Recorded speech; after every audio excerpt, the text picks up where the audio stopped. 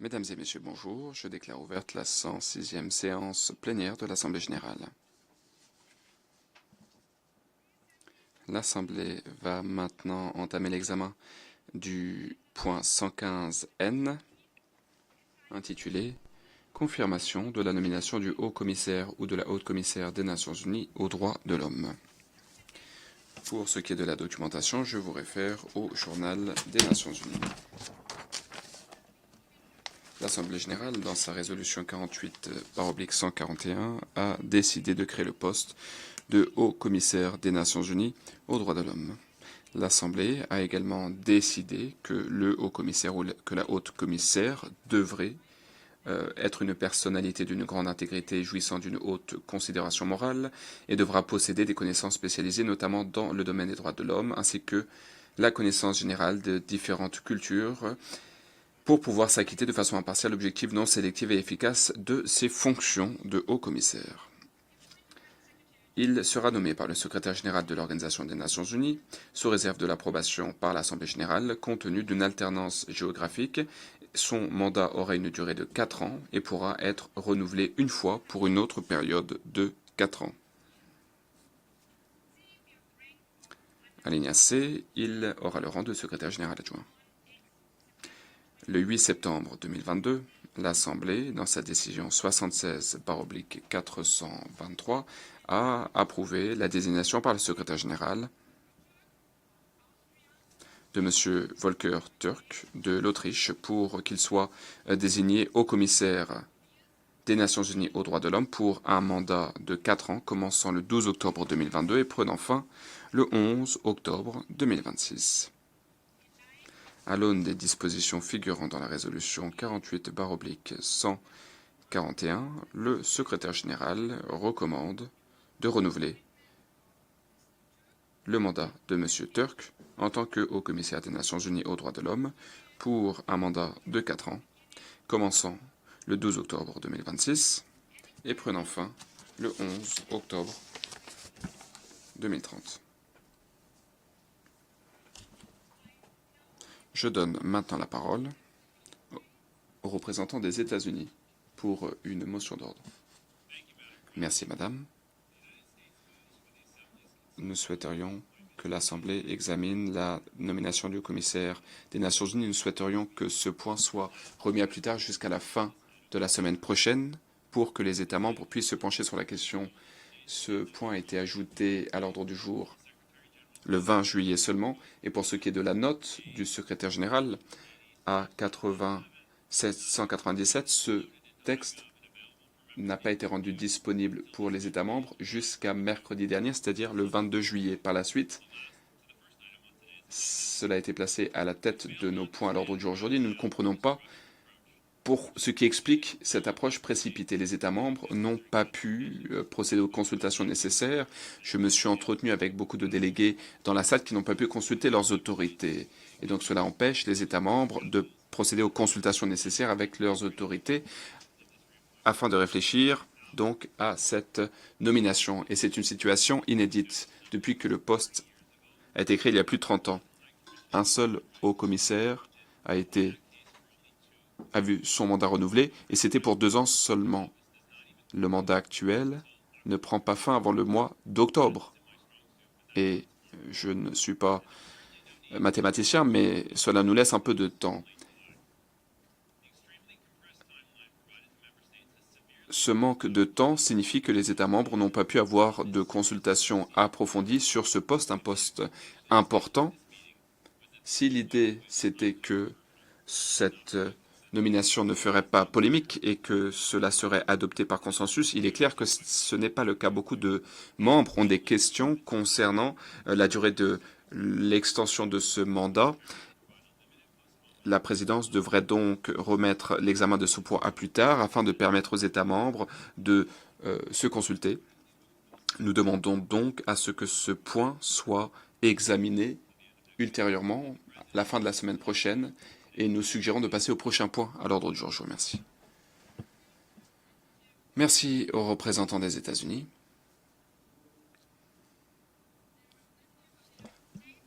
Le représentant des États-Unis propose pour ce qui est donc de la confirmation de la nomination, de reporter ce point jusqu'à la fin de la semaine prochaine, si j'ai bien compris. Y a-t-il des commentaires? Je donne la parole à l'Irlande. Merci, Madame la Présidente. Au nom de l'Union européenne et de ses États membres, nous nous opposons à la proposition visant à remettre à plus tard l'examen de ce point. Nous devrions passer à l'examen de ce point dès aujourd'hui. Merci. Je remercie le représentant de l'Irlande. Y a-t-il d'autres commentaires? Le représentant de l'Irlande a présenté une objection à la proposition des États-Unis visant à reporter l'examen de ce point jusqu'à la fin de la semaine prochaine. À l'aune de cette objection, nous allons mettre aux voix la proposition du représentant des États-Unis visant donc à reporter l'examen de cette confirmation de la nomination jusqu'à la fin de la semaine prochaine. Ce vote enregistré sera décidé par la majorité simple des États membres présents et votants.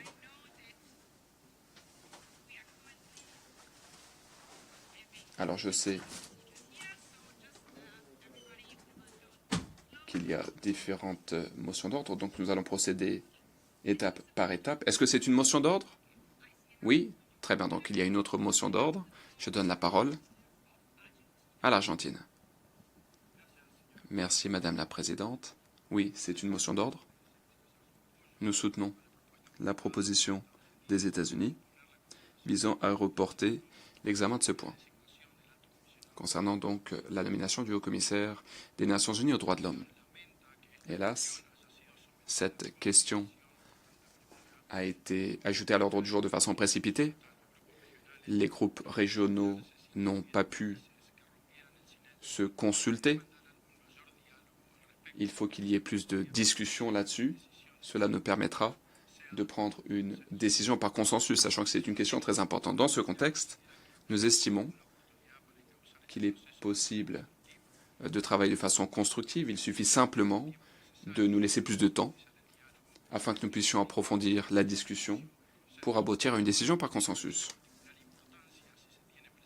C'est essentiel, car le poste de haut-commissaire revêt une importance cruciale, notamment pour que l'ONU puisse s'acquitter de son mandat dans l'un des 3 piliers essentiels, les droits humains. Voilà pourquoi l'Argentine soutient la proposition des États-Unis visant à reporter à plus tard l'examen de ce point. Merci. Je remercie le représentant de l'Argentine, mais je souhaiterais ajouter que je vous ai demandé si c'était une motion d'ordre. Vous avez dit oui, mais la motion d'ordre, nous l'avons déjà eue de la part des États-Unis.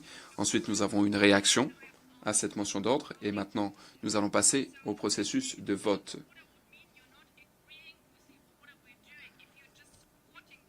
S'il s'agit simplement de soutenir la proposition des États-Unis, ça, ce n'est pas une motion d'ordre. Est-ce qu'il y a une autre demande de prise de parole? C'est une motion d'ordre?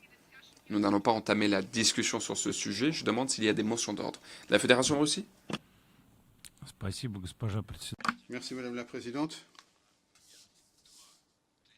Alors, je voudrais dire 2 choses. Premièrement, je voudrais vous demander de nous dire avant le vote ce que signifie un vote oui et un vote non. Deuxièmement, je voudrais dire ma perplexité. Je ne comprends pas pourquoi l'Irlande a une objection au fait de reporter la décision, car reporter la décision, cela veut dire pouvoir parvenir au consensus. Et je ne comprends pas pourquoi nous renonçons délibérément au consensus. Je pense que c'est une grande erreur. Merci.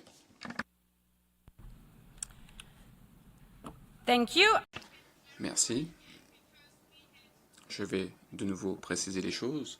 Nous avons eu des motions d'ordre par le passé où des délégations ne savaient pas sur quoi nous votions. Afin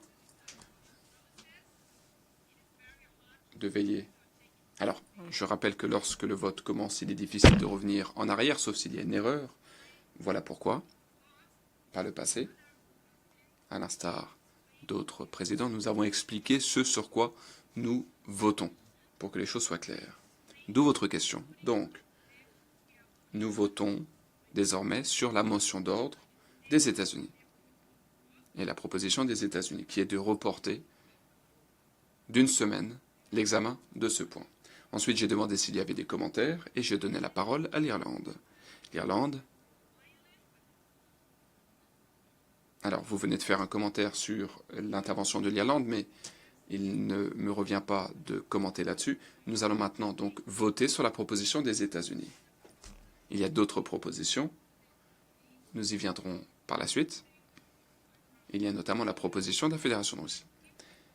Si nous reportons l'examen de ce point, toutes ces propositions seront également examinées ultérieurement. Y a-t-il... Souhaitez-vous que je précise de nouveau les choses? La Fédération de Russie, non? Très bien. Tout est clair. Nous allons maintenant entamer le vote. Vote qui porte sur la proposition des États-Unis qui est de reporter l'examen de ce point. Merci de bien vouloir voter sur cette proposition des États-Unis. Si vous soutenez la proposition des États-Unis, c'est-à-dire reporter l'examen de ce point jusqu'à la fin de la semaine prochaine, merci de voter oui.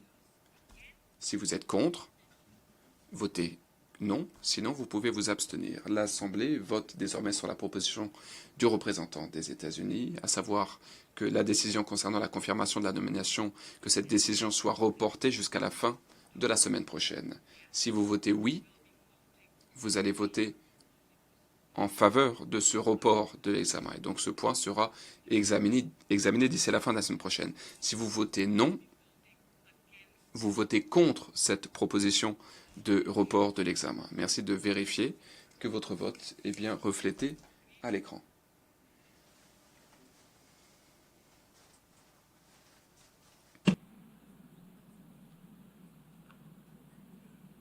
The voting has been...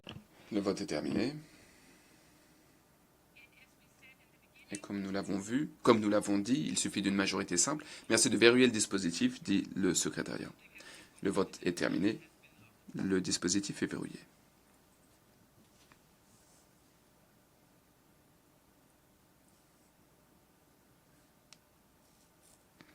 Très bien. Voilà les résultats du vote. Pour 27.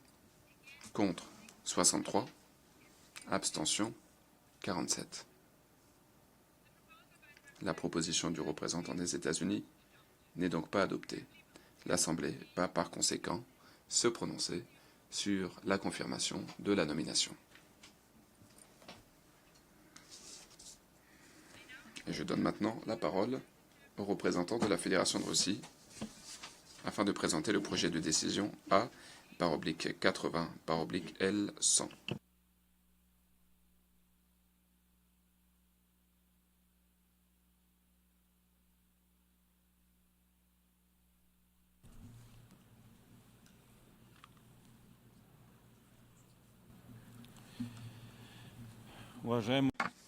Madame la Présidente, chers collègues, aujourd'hui, l'ONU est au seuil d'une étape importante.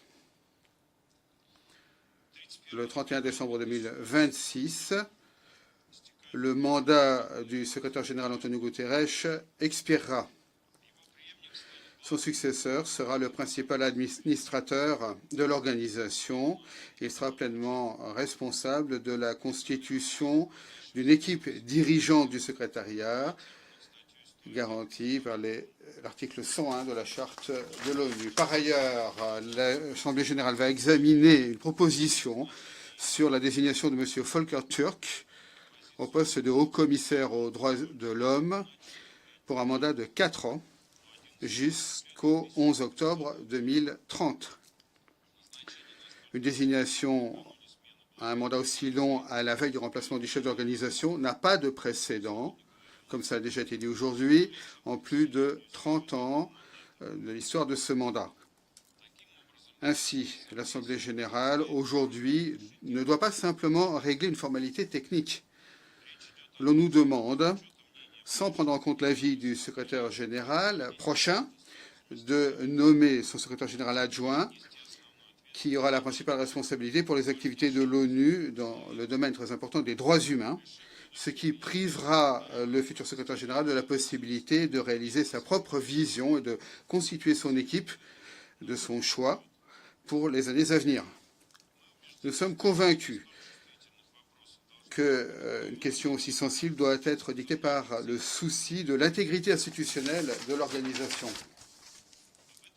À cet égard, la Fédération de Russie présente un projet de décision qui propose de proroger le mandat du haut-commissaire actuel jusqu'au 31 décembre 2026, ce qui synchronise son mandat avec celui du secrétaire général actuel. Ce projet a un caractère pragmatique. Il libère les États membres de la nécessité de prendre une décision politiquement délicate en période de remplacement du chef de l'ONU et permet une transition en douceur et sans accroc. Cela permettra au nouveau chef du secrétariat de pleinement prendre ses fonctions conformément à l'article 97 et à l'article 101 de la Charte de l'ONU et de définir la politique en matière de défense des droits humains de l'organisation en prenant en compte la volonté des États membres. Chers collègues, nous vous appelons à soutenir ce projet de décision. Je vous remercie de votre attention.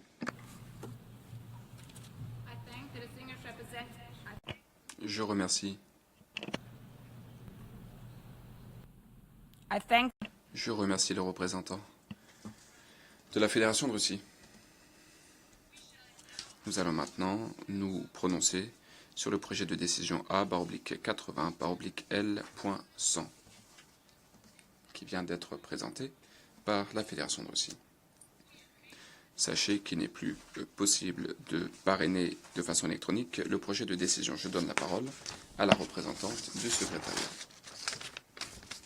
Merci madame. Je souhaiterais vous annoncer que depuis la soumission de ce projet de décision et outre les délégations qui figurent sur le document, les pays suivants se sont également portés co-auteurs du projet de décision A80L100, la RPDC.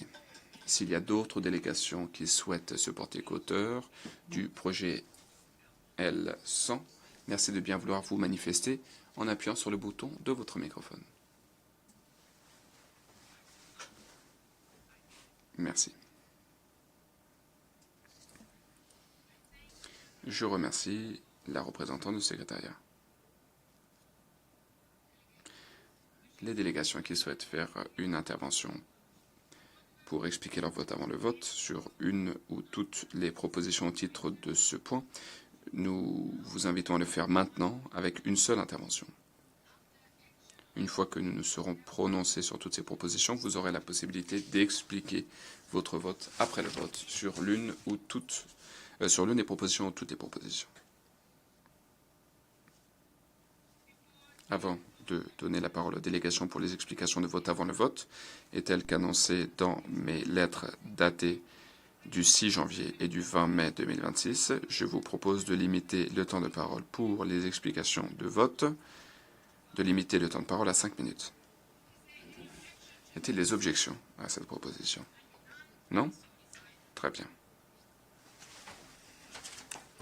Conformément à l'article 72 du règlement intérieur de l'Assemblée, lorsqu'un représentant dépasse le temps imparti, le président coupera automatiquement le microphone. Afin d'aider les délégations à gérer leur temps de parole, un chronomètre sera affiché à l'écran. Je vous rappelle également que vous devez faire ces explications de vote depuis votre siège. Je donne maintenant la parole à l'Uruguay, puis ce sera l'Irlande, puis les États-Unis. Merci beaucoup, Madame la Présidente. Nous souhaiterions apporter notre plein soutien pour la confirmation du mandat du Haut-Commissaire des Nations Unies aux droits de l'homme, M. Turk, pour un mandat supplémentaire de 4 ans, tel que suggéré dans la note du secrétaire général A/80/797. Nous soulignons que la recommandation du secrétaire général est tout à fait conforme à la résolution 48/141 qui a créé le poste de haut-commissaire et qui stipule à l'article 2b que le haut-commissaire sera nommé par le secrétaire général de l'Organisation des Nations Unies sous réserve de l'approbation de l'Assemblée générale, compte tenu d'une alternance géographique, et que son mandat aura une durée de 4 ans et pourra être renouvelé une fois pour une autre période de 4 ans. Fin de citation. Donc, cette recommandation est tout à fait conforme aux règles. C'est donc tout à fait légitime. Nous ne pouvons pas accepter le projet de décision L100 qui propose de renouveler le mandat et de le proroger uniquement jusqu'au 31 décembre 2026. Il nous semble que ce délai n'est pas suffisant et cela mettrait en péril la continuité des travaux du haut-commissaire et de son bureau, dans un contexte international où le rôle du haut-commissaire est plus important que jamais. Il y a aujourd'hui une érosion du droit international des droits humains de la part de différents acteurs et il y a par ailleurs une insuffisance pour ce qui est des ressources dont dispose le haut-commissaire. Madame la Présidente, le haut-commissaire joue un rôle essentiel puisqu'il aide les États à s'acquitter de leurs obligations et de leurs engagements qui ont été souscrits librement. Le commissaire le fait grâce au dialogue, à la coopération technique, grâce au renforcement des capacités, grâce à l'élaboration de communications essentielles, constructives qui reposent sur des normes internationales et des recommandations qui contribuent à identifier les défis, à améliorer les législations, les politiques publiques, ce qui permet donc de renforcer la protection des droits humains pour toutes les personnes. Nous savons que les recommandations, parfois, incommode les États, mais c'est précisément cette capacité à identifier les défis auxquels les États font face, promouvoir des améliorations de façon indépendante, impartiale, objective, en respectant pleinement le droit international des droits humains, c'est précisément cette compétence qui constitue une partie essentielle du mandat qui a été remis au commissaire par l'Assemblée générale. Par conséquent, nous souhaiterions souligner que nous avons de très bonnes relations de travail avec le haut-commissaire actuel, turc, et son bureau, et nous le félicitons pour son indépendance, pour son professionnalisme. Il est ouvert au dialogue et à la coopération technique. L'Uruguay réitère son plein soutien à la réélection pour 4 ans du haut-commissaire, tel que proposé par le secrétaire général. Nous réitérons notre disponibilité à travailler avec lui et son bureau afin de renforcer les droits humains pour toutes les personnes dans notre pays et dans la région et dans le reste du monde. Pour toutes ces raisons que je viens de présenter, nous souhaiterions qu'il y ait un vote enregistré sur le projet de décision L100 et nous encourageons aimablement les États membres à voter contre ce projet de décision L100 et à soutenir la recommandation du secrétaire général. Merci. Je remercie la représentante de l'Uruguay et je donne la parole à l'Irlande qui prend la parole au nom de l'Union européenne. Merci, Excellences, Mesdames et Messieurs. J'ai l'honneur de prendre la parole au nom de l'UE et de ses États membres. 81 jours avec les week-ends, voilà le calendrier entre le 12 octobre et le 31 décembre 2026. Voilà la durée du mandat proposée pour le renouvellement du mandat du haut-commissaire, c'est-à-dire quelques semaines à peine. Un tel mandat n'est pas compatible avec la nature, la portée et l'importance du rôle du haut-commissaire. Par ailleurs, cette proposition entraverait le processus qui a été créé par l'Assemblée générale. La résolution est claire. Il décide que le haut-commissaire sera nommé par le secrétaire général de l'ONU sous réserve de l'approbation de l'AG compte tenu d'une alternance géographique et que son mandat aura une durée de 4 ans et pourra être renouvelé une fois pour une autre période de 4 ans. 4 ans, et non pas 81 jours. Les implications de cette proposition sont claires. Cela ferait de cette proposition de la part du secrétaire général un processus controversé Le poste du haut-commissaire est un poste bien trop important pour être traité de la sorte. L'UE et ses États membres vont donc voter contre ce projet de décision L100. Et nous encourageons toutes les délégations à faire de même et à voter contre. Merci.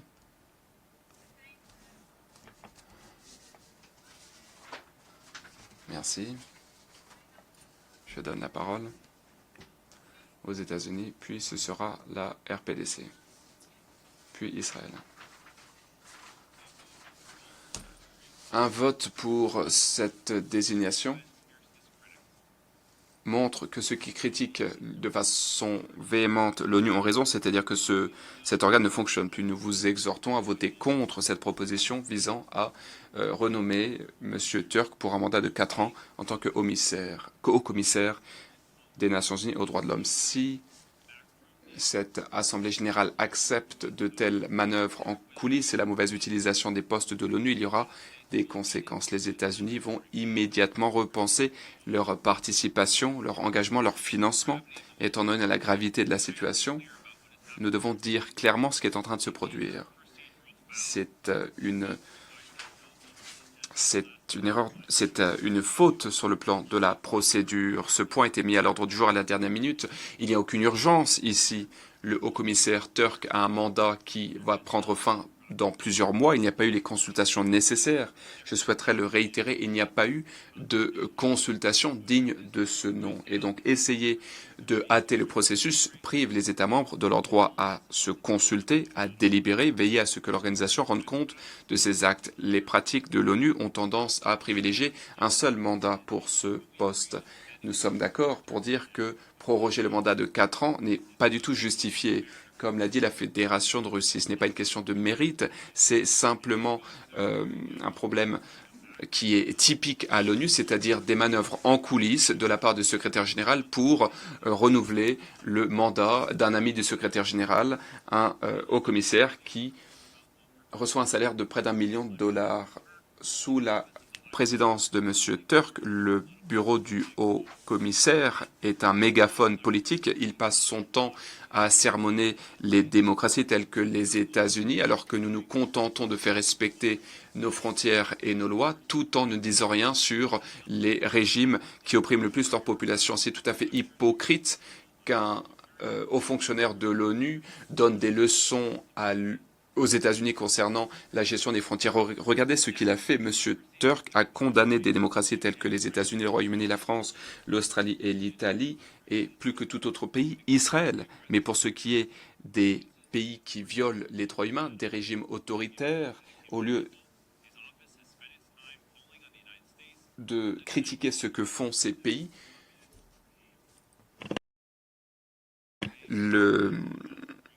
lorsque Turk n'a rien dit pendant 12 jours alors qu'il y avait des massacres, même s'il a condamné les actions des États-Unis pour veiller à ce que l'Iran, principal pays qui soutient le terrorisme, ne se dote jamais de l'arme nucléaire. Il a également utilisé des bases de données discriminatoires qui ciblent les entreprises américaines et il refuse de s'opposer à Francesca Albanese qui porte la tenue de l'ONU alors qu'elle répand une haine de l'Amérique, d'Israël et de l'Occident. Chers collègues, je pourrais vous donner des exemples semblables pendant des heures. L'appareil des droits humains de l'ONU perd sa légitimité depuis des décennies. Monsieur Turk l'a guidé jusqu'à son lit de mort. Et si vous votez pour confirmer Monsieur Turk pour 4 ans, eh bien, ça sera la fin de tout. Nous demandons donc à tous les États membres qui veulent reconstruire le pilier droits humains de l'ONU de voter non. Je remercie le représentant des États-Unis. La parole est maintenant à la République populaire démocratique de Corée, qui sera suivie par Israël, le Mexique et la France. Merci Madame la Présidente. La RPDC exprime l'espoir que le haut-commissaire exécutera de bonne foi le mandat et les responsabilités qui lui ont été confiées conformément à la résolution 48/141 de l'Assemblée générale.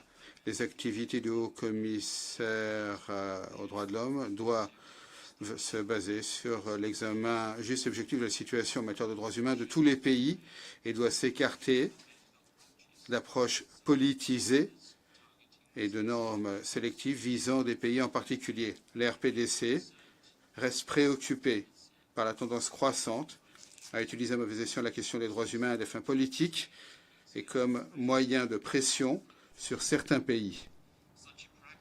Cette pratique ne fera qu'aggraver la défiance et la confrontation entre les États membres.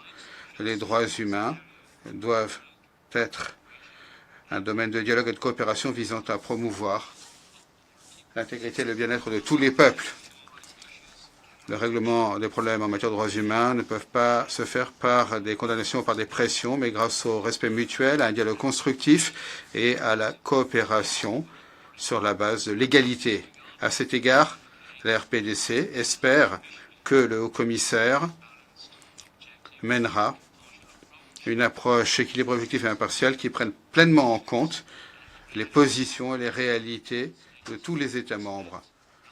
Nous attendons du haut-commissaire qu'il renforce la confiance dans le système des droits humains des Nations Unies en travaillant avec tous les États membres sur la base de l'objectivité, de l'impartialité, de la non-sélectivité et de la dépolitisation.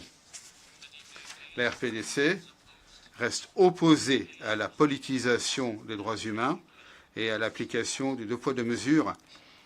Nous appuyons une véritable coopération internationale dans le domaine des droits humains sur la base de l'égalité, du respect mutuel et du dialogue constructif. Je vous remercie. Je remercie le représentant de la République populaire démocratique de Corée. Je donne maintenant la parole à Israël. Merci, Madame la Présidente. L'État d'Israël est fermement opposé à la demande du secrétaire général visant à confirmer la désignation de M. Turk comme haut-commissaire aux droits de l'homme pour un deuxième mandat de 4 ans. Notre préoccupation vont des résultats de M. Turk, que nous considérons qu'il manque de professionnalisme et de leadership, jusqu'aux conséquences de procédure de cette nouvelle désignation. Nous avons vu comment le Haut-Commissariat aux droits de l'homme manque à la neutralité et à l'impartialité que l'on attend des institutions des Nations Unies. Pour nous, le HCDH a adopté une approche non professionnelle et politisée qui n'est pas à la hauteur de ces normes. Cela a été particulièrement évident lors du mandat du commissaire turc, qui n'a pris aucune mesure pour dépolitiser son mandat. Il est lui-même devenu complice de ce problème. La crédibilité du commissariat et des autres organes des Nations Unies dépend de la capacité d'appliquer les normes de manière universelle et cohérente. Malheureusement, les transgressions flagrantes et répétées du code de conduite n'ont pas seulement rencontré le silence du commissaire turc, mais cela a été approuvé par le commissariat. De plus, les fonds du HCDH n'ont pas été utilisés de manière responsable et efficace, que ce soit de publier des rapports non prescrits, en mettant l'accent de manière disproportionnée sur certains domaines ou en affectant du personnel supplémentaire en période de contraintes budgétaires dans le système des Nations Unies. Nous n'avons pas vu le haut-commissaire turc être chef de file pour rectifier ces problèmes. Enfin, nous voudrions mettre en exergue la nature procédurale de cette désignation. Dans les quelques exemples précédents de prorogation du mandat du haut-commissaire, cela ne dépassait pas 1 an ou 2. Et ce n'était pas une prorogation pour un mandat complet de 4 ans.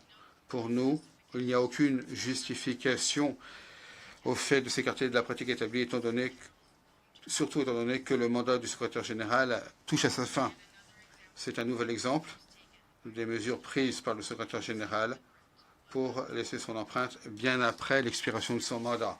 Pour ces raisons, Israël s'oppose à la redésignation de M. Turk. Nous exhortons les États membres à examiner attentivement les préoccupations de fond concernant les résultats du commissariat et les incidences de procédure de cette désignation inédite. Merci, Madame la Présidente. Je remercie la représentante d'Israël. La parole est maintenant au Mexique.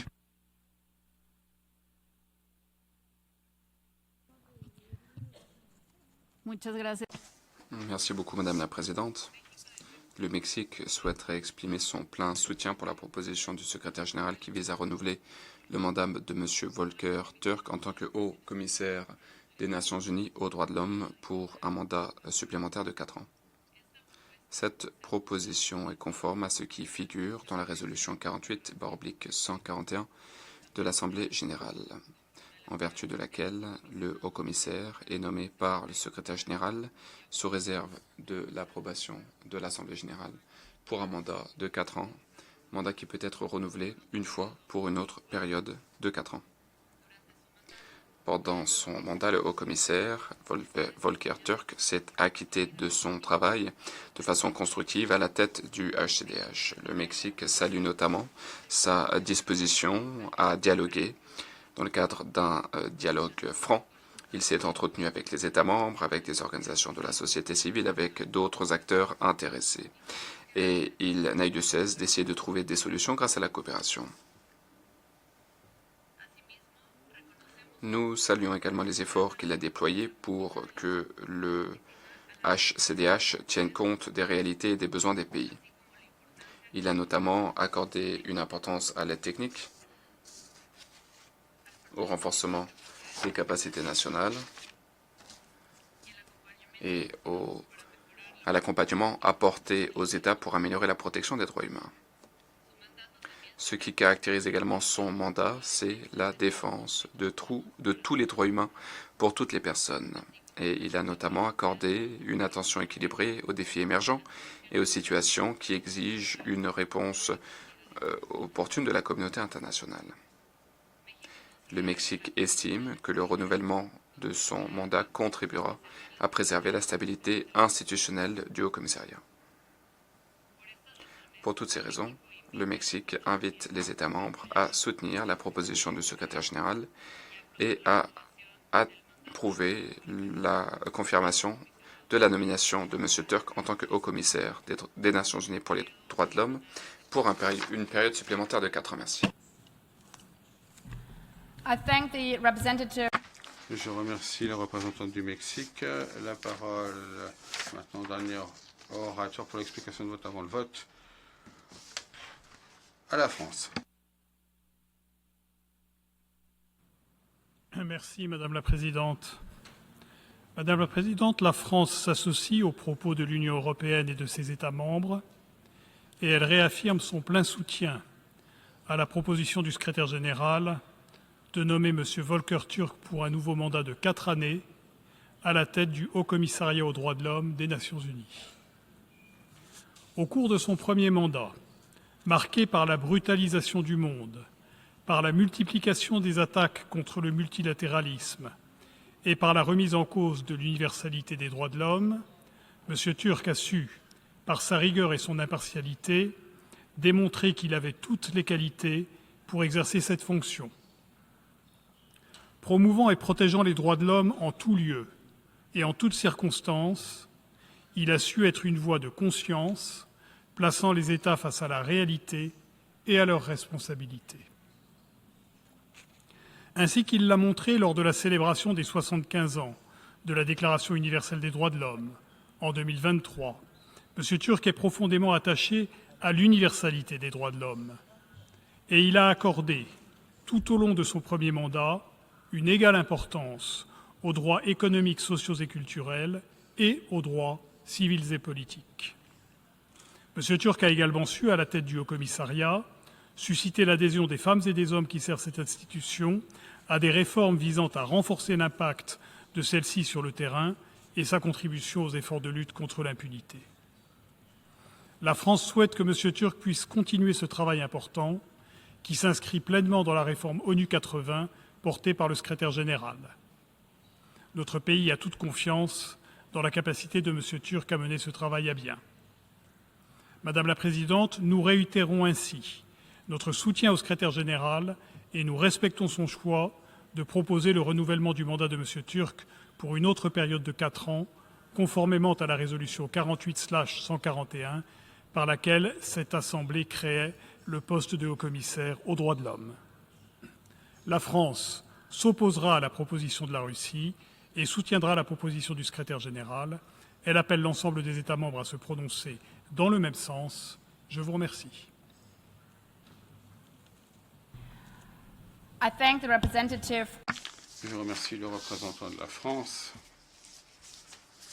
Alors, il y a différentes demandes, donc je vais à nouveau demander s'il y a une nouvelle demande d'intervention pour l'explication de vote.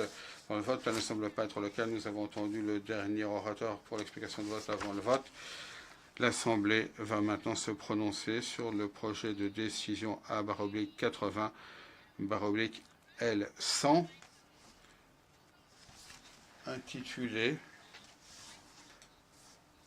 approbation de la désignation de commissaire aux droits de l'homme des Nations Unies proposée par la Fédération de Russie pour prendre compte de la note du secrétaire général et décider que M. Volker Türk de l'Autriche soit désigné comme haut-commissaire aux droits de l'homme des Nations Unies pour un mandat commençant le 12 octobre 2026 et expirant le 31 décembre 2026. Un vote enregistré a été demandé. Nous allons maintenant entamer le processus de vote. La délégation pour le projet de décision A/80/L100 tel que présenté par la Fédération de Russie, veuillez l'indiquer.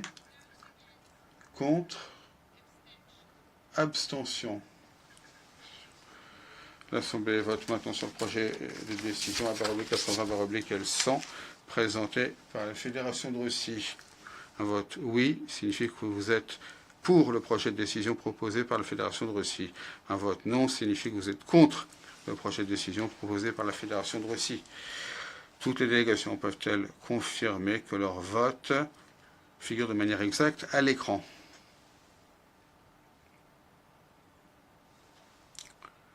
Le vote est terminé.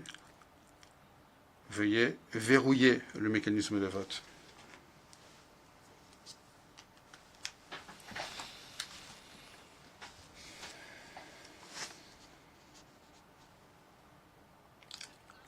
Le résultat du vote est le suivant. Pour 19, contre 71, abstention 52.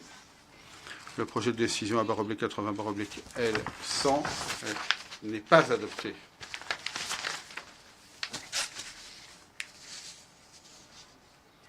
Étant donné que le projet de décision A/80/L100 n'a pas été adopté, nous allons maintenant nous prononcer sur l'approbation de la désignation du haut-commissaire aux droits de l'homme des Nations Unies, tel que le précise la note du secrétaire général, document sous la cote A/80/797.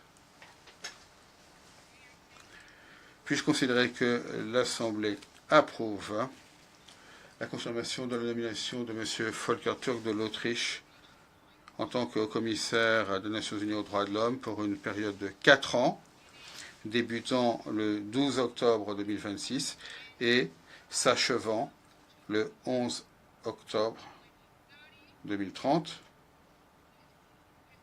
Alors, il y a une demande d'intervention. Je donne donc la parole au représentant de la Fédération de Russie pour une motion d'ordre. Merci, Madame la Présidente. Tout d'abord, je voudrais exprimer mon regret du fait que la discussion n'a pas bien été organisée. Tout d'abord, il fallait écouter les avis concernant notre projet de document, parce que notre document excluait la possibilité du deuxième document. Alors, je comprends bien que, conformément aux règles, elle concernait le même point de l'ordre du jour, mais les débats ont été ont induit en erreur la communauté internationale. Deuxièmement, nous voudrions dire que nous avons une objection à la proposition du secrétaire général que nous examinons en ce moment. Je vous remercie. Thank you. Je vous remercie. Étant donné que c'était une motion d'ordre avec une question, et puisque cette assemblée est libre et que la parole est libre, chaque délégation a le droit de dire ce qu'elle veut dire si c'est conforme au règlement intérieur de l'Assemblée et si c'est une motion d'ordre. La délégation doit s'exprimer sur une motion d'ordre. Ceci était une explication de vote pour le vote, comme j'ai dit, avant l'explication de vote sur tous les documents relevant de ce point de l'ordre du jour. Et donc, chaque délégation était prête de décider sur quel point de l'ordre du jour elle voulait s'exprimer. Alors, j'ai à nouveau demandé à la fin s'il y avait d'autres demandes d'explication de vote, et comme c'est une assemblée libre, n'importe qui aurait pu intervenir pour s'exprimer librement. Alors, il y a une autre motion d'ordre. Ah non, pas d'autre motion d'ordre. En tout cas, de cette partie-là de la salle, y a-t-il une autre motion d'ordre? Non. Un vote enregistré a été demandé. Nous allons donc entamer la procédure de vote. La délégation pour la confirmation de la recommandation visant à confirmer la nomination de M. Volker Türk de l'Autriche comme haut commissaire des Nations Unies aux droits de l'homme pour un mandat de 4 ans débutant le 12 octobre 2026 et s'achevant le 11 octobre 2030. Veuillez l'indiquer. Contre? Abstention? L'Assemblée vote maintenant sur l'approbation de la recommandation visant à confirmer la nomination de M. Volker Türk de l'Autriche comme commissaire des Nations Unies des droits de l'homme pour une période de 4 ans, commençant le 2 octobre 2026 et expirant le 11 octobre 2030. Un vote oui signifie que vous êtes pour l'approbation de la recommandation visant à renouveler la nomination. À confirmer la nomination, un vote non signifie que vous êtes contre l'approbation de la recommandation visant à confirmer la nomination. Toutes les délégations peuvent-elles confirmer que leur vote reflète correctement à l'écran? Le vote est achevé. Veuillez verrouiller le mécanisme de vote.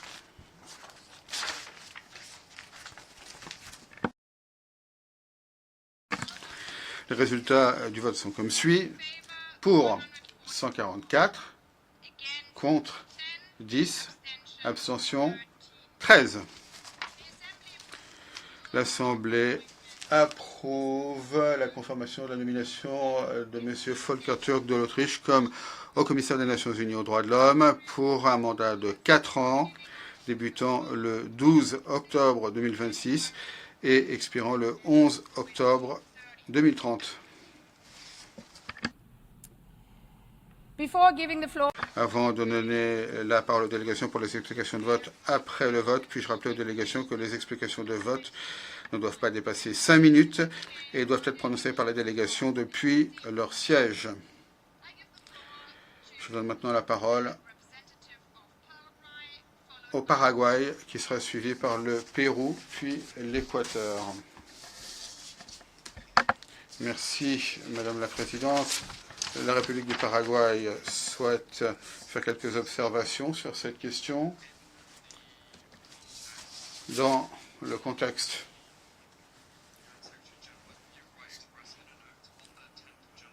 du secrétaire général, nous avons dit dans une note du 10 juillet disant qu'il aurait été bon que le secrétaire général entrant procède à cette nomination, au moins qu'il participe à la décision. Pour cette raison, nous avions proposé de proroger le mandat du haut-commissaire actuel, ou plutôt de ne pas le renouveler pour 4 nouvelles années. Cette proposition n'est pas une évaluation de sa performance dans son mandat et ne s'oppose pas à ce qu'il puisse poursuivre, mais il s'agit de dire qu'il faut préserver la cohérence institutionnelle de cette organisation lors de la période de transition actuelle. À cet égard, Deux propositions étaient faites. L'une était de reporter le débat d'une semaine. Nous regrettons que l'Assemblée générale ne nous ait pas donné la possibilité de parvenir à un accord diplomatique sur ce point. La deuxième proposition, c'est de proroger le mandat de 2 mois. Aucune de ces deux propositions n'a été adoptée. Nous reconnaissons le rôle du secrétaire général pour ce qui est de nommer le commissaire, mais nous considérons que c'est une importante erreur d'appuyer cette désignation de haut-commissaire aux droits de l'homme sans prendre en compte l'avis d'un grand nombre d'États. Enfin, Madame la Présidente, nous regrettons qu'il n'y ait pas eu suffisamment de temps supplémentaire permettant un plus large dialogue. Et cette prorogation du mandat est un précédent négatif. Il est important de procéder à une nomination à une telle fonction par un vote. Ces décisions pourraient avoir des conséquences négatives sur la crédibilité du mandat et par extension de l'organisation. Je vous remercie. Je remercie le représentant du Paraguay. La parole est maintenant au Pérou, qui sera suivi par l'Équateur puis la Fédération de Russie. Merci Madame la Présidente. Le Pérou est attaché à l'intégrité du système de promotion et de protection des droits humains à l'ONU et nous participons activement et constamment à ces différents organes. Nous insistons sur la participation du Pérou et ses contacts avec le HCDH à Genève et avec sa présence dans notre pays depuis 2022. Pour ce qui est de la décision de proroger la nomination du haut-commissaire actuel, nous voulons dire que le Pérou s'est abstenu lors du vote pour les deux raisons suivantes. Premièrement, conformément à notre engagement en faveur de l'intégrité institutionnelle du système universel pour les droits humains, nous voudrions dire que, de notre avis, la décision de reporter la nomination pour une période de 4 ans, alors que le mandat actuel du secrétaire général va expirer et que le mandat du haut-commissaire actuel n'avait pas encore expiré, eh bien, c'était une question institutionnelle. Deuxièmement, en pratique, cette décision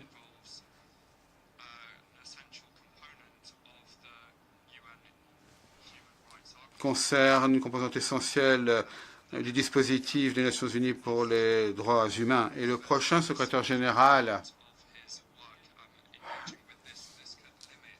y consacrera une partie importante de ses activités. Cela pourrait limiter sa marge de manœuvre et sa capacité à agir pour ce qui est de la désignation de responsables de haut niveau, responsables de la mise en œuvre de sa vision, sa stratégie et ses priorités. Madame la Présidente, étant donné que notre vote ne représentait pas une objection au mandat du haut-commissaire, pas plus qu'une objection à ses activités, eh bien, nous voudrions dire que le Pérou dit tout cela dans un esprit constructif, convaincu que les processus visant à nommer des hauts responsables des Nations Unies doivent rechercher le consensus des membres. Je vous remercie. Je remercie le représentant du Pérou. La parole est maintenant à l'Équateur. Madame la Présidente, ma délégation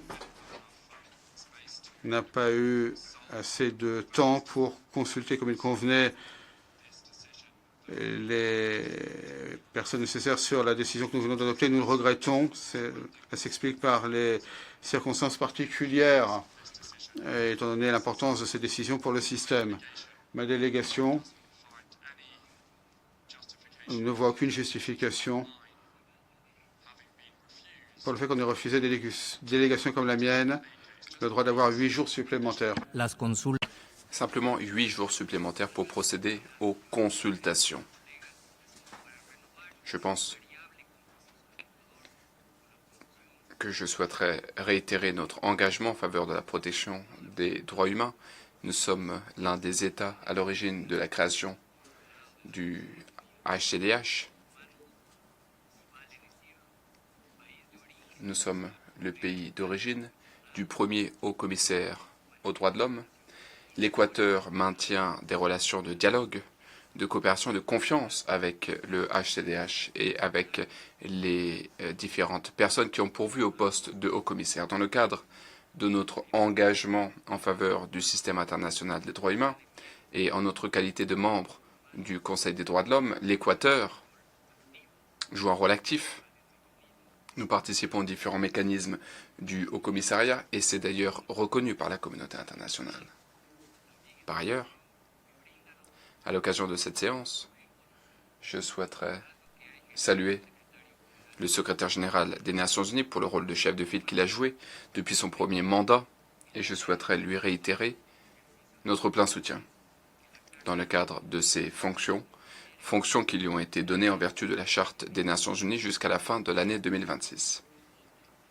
Donc, l'Équateur s'est abstenu, mais cela ne doit pas être interprété aucunement comme une remise en cause des qualités, du parcours ou de la gestion du candidat qui est proposé.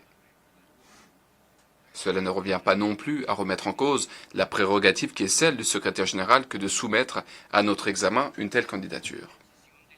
La position de l'Équateur est uniquement liée, comme je l'ai dit au début de mon intervention, est uniquement liée au fait que les délégations n'ont pas eu le temps suffisant pour analyser comme il se doit cette proposition et étant donné que nous avons vraiment besoin que les États membres accordent tout leur soutien à une telle candidature, il est essentiel que nous ayons le temps de l'examiner. Merci.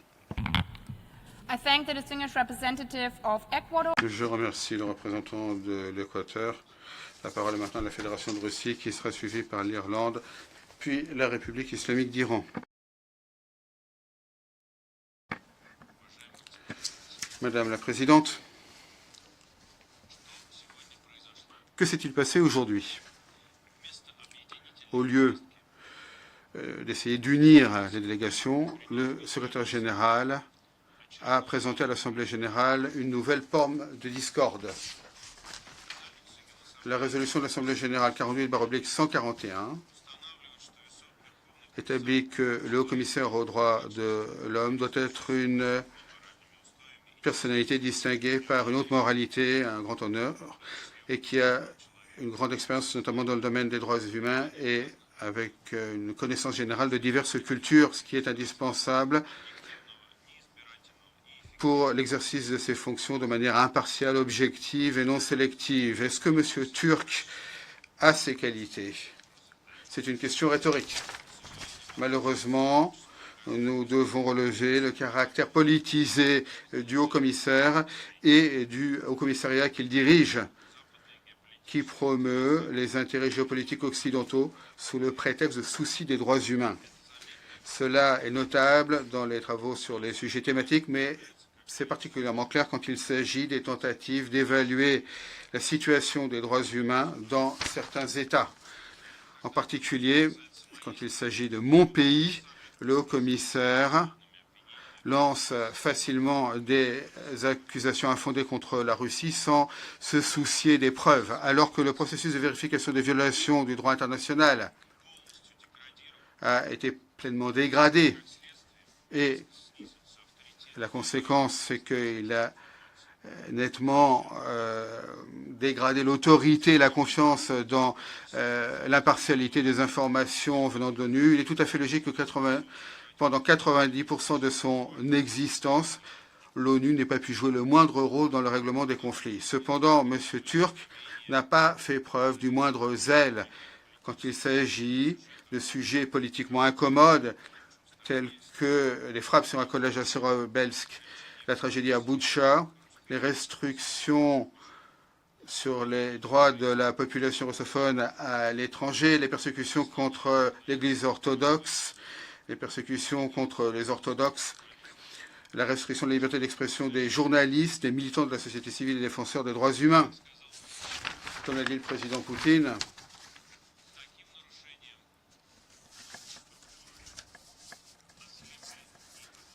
face à de telles violations, les structures de l'ONU sont aveugles, elles sont sourdes. M. Turk a accusé la Russie de ne pas être ouverte par rapport à l'ONU et il a ignoré des dizaines de requêtes qui lui avaient été envoyées sur ce sujet.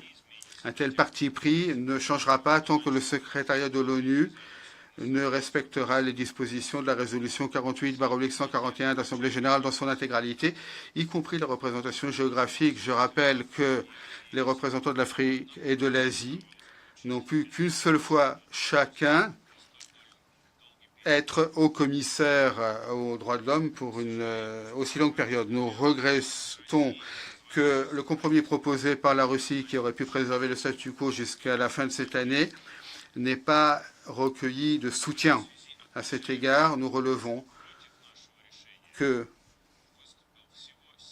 seulement 71 délégations ont voté contre notre proposition. Ça a été un débat très utile et je félicite le Haut-Commissariat aux droits de l'homme. 71 délégations, voilà ce que représente son mandat. À cet égard, nous regrettons que cela se soit produit aujourd'hui. Et cela n'augure rien de bon pour l'avenir de l'ONU. Je vous remercie de votre attention. Merci, représentant de la Fédération de Russie. Je donne maintenant la parole au représentant de l'Irlande. Merci, Madame. Excellences, Mesdames et Messieurs, j'ai l'honneur de prendre la parole au nom de l'UE et de ses États membres. Nous saluons le résultat du vote et le fort mandat reçu. Nous réaffirmons notre plein soutien pour ce mandat. Les droits humains sont mis à rude épreuve dans toutes les régions et le choix qui s'offre à nous est clair. La résolution 48/141 qui a créé ce poste précise les attentes et c'est un niveau d'exigence très élevé. L'UE estime que M. Turk s'est acquitté de façon responsable des fonctions qui lui ont été confiées avec intégrité de façon objective et non sélective au cours de ces 4 dernières années. Nous souhaiterions le remercier pour son travail, son plein engagement en faveur de la protection des droits humains pendant ce premier mandat. Et nous lui souhaitons beaucoup de succès pour son deuxième mandat. Le dernier rapport du HCDH est clair. Il y a de nombreux obstacles, de nombreuses violations. La promotion de tous les droits humains est essentielle. L'ONU a besoin d'indépendance, d'un haut-commissaire impartial, avec un financement prévisible. C'est dans l'intérêt de tous les États membres de veiller à ce que les droits humains constituent un pilier de l'ONU. M. Turk a fait preuve d'un engagement indéfectible. Il a respecté la diversité. Il a veillé à ce que toutes les parties prenantes puissent s'exprimer. Voilà pourquoi le SG l'a nommé pour un renouvellement de son mandat. Nous remercions le secrétaire général. Nous saluons cette décision. Nous pensons que le haut-commissaire a le droit de s'acquitter de ses fonctions qui lui ont été confiées par l'ONU, ONU 80, HCDH 2.0, le nouveau groupe des droits humains, l'Alliance pour les droits humains, à l'occasion du 80e anniversaire de la Déclaration universelle des droits de l'homme, en décembre 2028. L'UE et ses États membres auraient souhaité une décision par consensus. Nous offrons notre plein soutien à M. Turk, un expert qui a beaucoup d'expérience, qui est tout à fait qualifié pour continuer à s'acquitter de ce rôle dans le contexte actuel. L'UE et ses États membres soutiennent pleinement la confirmation de cette nomination. Et nous lui souhaitons beaucoup de succès. Merci. Merci au représentant de l'Irlande. Je donne maintenant la parole à la République islamique d'Iran.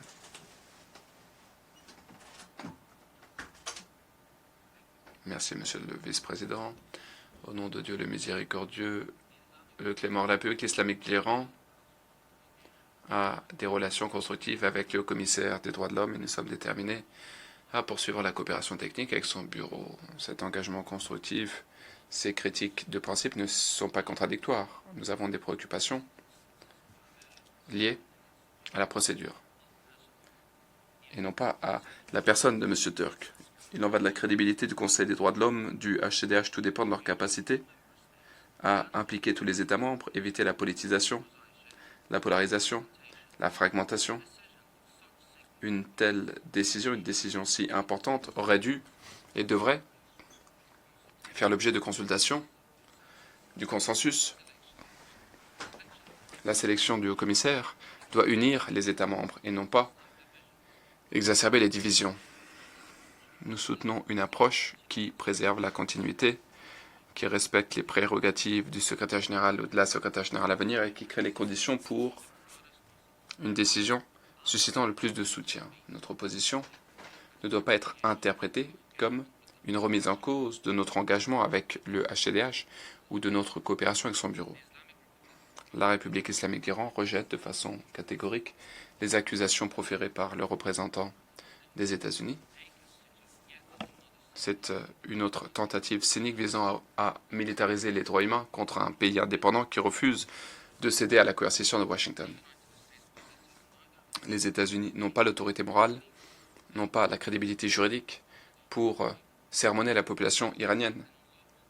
Ce gouvernement qui mène à bien une guerre illégale, qui discrimine, qui se livre à la brutalité policière, à l'incarcération massive, au massacre d'écoliers et d'écolières. Ce régime n'est pas placé pour donner des leçons en matière de droits humains.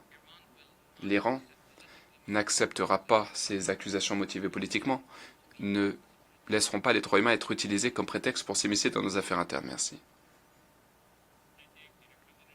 Merci aux représentants de la République islamique d'Iran. Il s'agissait de la dernière intervention pour les explications de vote après le vote. L'exercice du droit de réponse a été demandé. Comme annoncé dans la lettre datée du 6 janvier et du 28 mai 2026, je propose de limiter le temps de parole à 5 minutes pour la première intervention, 3 minutes pour la deuxième. Y a-t-il des objections? Non? Très bien. Conformément à l'article 72, lorsqu'un représentant dépasse le temps de parole, le président rappelle l'intervenant à l'ordre en coupant automatiquement le microphone. Pour aider les délégations à gérer le temps, un chronomètre sera affiché à l'écran. Je vous rappelle que les déclarations doivent être faites depuis vos sièges. Je donne la parole à Cuba.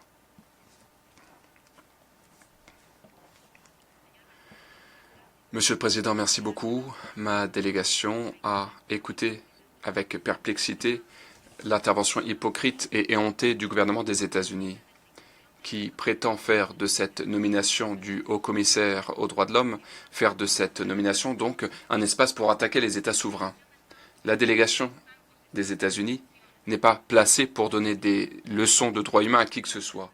Le représentant des États-Unis s'est livré à deux sports qui leur sont chers aux États-Unis, la menace et les mensonges. Nous savons que les États-Unis utilisent le chantage et la menace comme principal instrument de sa politique étrangère. Ce que les États-Unis ont dit aujourd'hui, c'est une insulte à l'ONU. L'organisation qui nous réunit aujourd'hui, c'est l'organisation des Nations Unies, et non pas l'organisation des États-Unis. Les États-Unis mentent concernant Cuba pour détourner l'attention de la communauté internationale concernant les graves difficultés auxquelles les États-Unis font face en matière de droits humains. Les États-Unis n'ont pas un mandat international et n'ont aucune autorité morale pour pointer du doigt Cuba ou d'autres pays, surtout dans le domaine des droits humains. Les États-Unis devraient commencer par s'occuper de leurs propres difficultés. Et il y a des problèmes qui semblent inexplicables étant donné les richesses dont disposent les États-Unis. Les États-Unis prétendent être le porte-parole des droits humains, souhaitent sermonner des pays comme Cuba. Et pourtant, c'est le pays qui se rend responsable des pires violations des droits humains, des violations documentées. C'est le pays qui se lance dans un aventurisme militaire pour servir ses intérêts économiques et géostratégiques. C'est un pays qui viole les buts et principes de la Charte des Nations Unies, un pays qui viole le droit international. Les États-Unis, c'est le pays qui finance des campagnes pour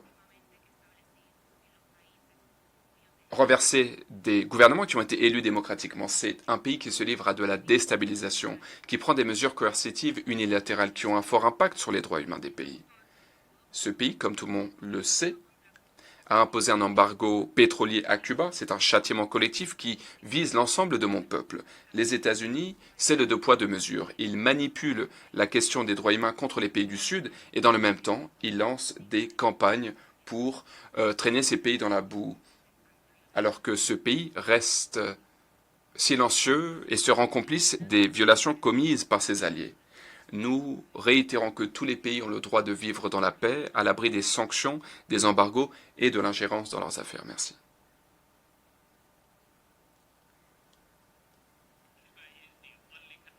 Il s'agissait de la seule demande d'exercice du droit de réponse. L'Assemblée souhaite-t-elle conclure l'examen de ce point 115N? Il en est ainsi décidé.